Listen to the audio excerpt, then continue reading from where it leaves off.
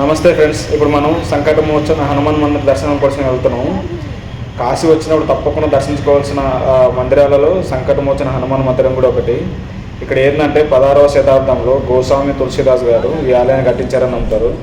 ఇక్కడ ఏంటంటే ఇక్కడ ఆయనకి హనుమంతుడు దివ్య దర్శనం లభించిందని నమ్ముతారు అన్నమాట.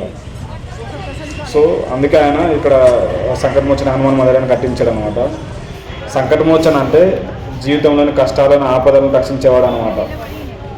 నార్మల్గా మంగళవారం శనివారం చాలా ఎక్కువ ఉంటుంది.